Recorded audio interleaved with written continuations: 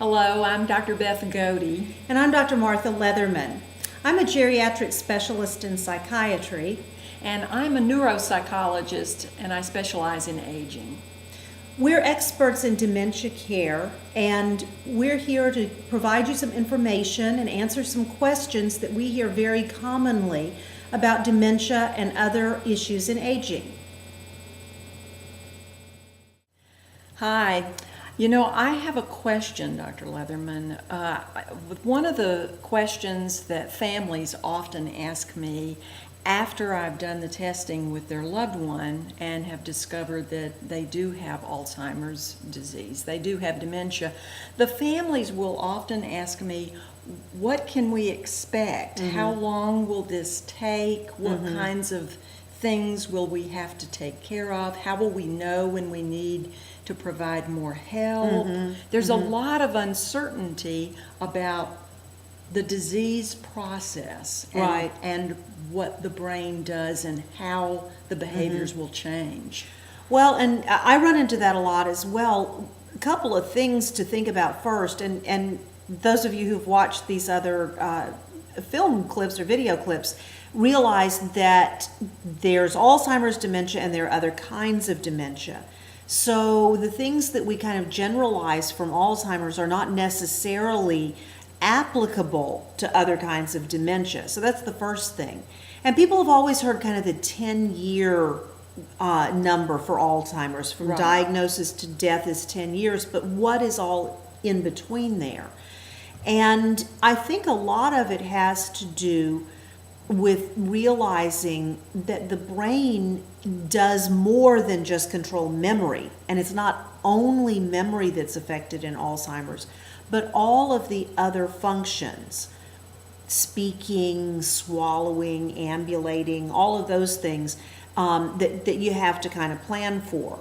Even performing routine things like fixing a simple meal like a sandwich or even microwaving soup. Those kinds of sequences can be lost because the brain doesn't know what to do next and can't hold the sequences together. I think some of the best advice I tend to give people is that the executive function is so critical in all of this and in the functioning overall. So if a loved one has a diagnosis of Alzheimer's and you start to see the executive function problems, sequencing, planning, judgment, insight, those kinds of things, then other areas of functioning that might otherwise be okay, say calculating ability, are the functions that follow from that, like balancing a checkbook, are going to be impaired, not because they've forgotten how to do math, but because the sequencing of it and all the executive function that rules that is lost. The logic is lost. The basic reasoning and thinking through things is lost.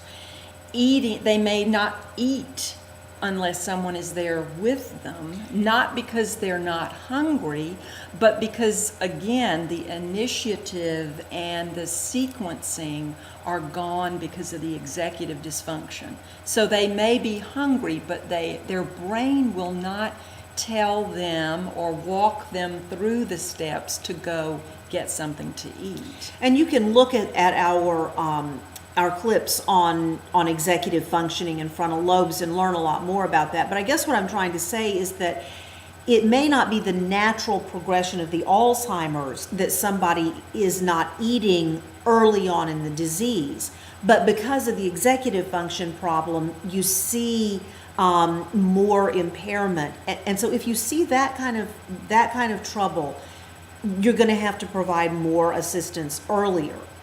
Otherwise, there is a relatively logical progression. It is not completely predictable, but it tends to be memory is gone, and then the more complex tasks and abilities go first. But ultimately, as I know you've told people, the brain controls everything. So speech centers are going to get affected, not because they don't remember how to speak, but because that center is broken. Walking, likewise, those kinds of things, even swallowing later on. And I think the most troubling thing for families is the uncertainty. You want someone to tell you this is going to happen, then this is going to happen, then this is going, and we can't. No one really can. Everybody responds to illnesses differently. We're different people. So not everybody is going to follow the same course of the disease. But the uncertainty, we understand you're grappling with, and you want some way to predict. Right. And the best thing really is to plan ahead. Plan for the worst. Recognize that, again, the brain is going to control swallowing. So ultimately, there's going to be a swallowing problem, a physical swallowing problem. And what are you going to do about that? You know, if somebody can't swallow, what are the options? Is there a feeding tube? And then what are you going to do with those kinds of things? The other thing is, though, that a lot of times people will say, oh, this behavior is happening. Is that just the Alzheimer's?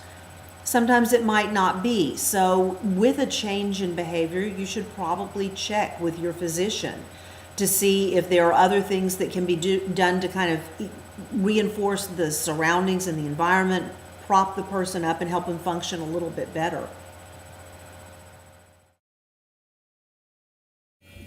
For more answers to questions like these, our book, The Insider's Guide to Dementia Care, is available at Amazon.com.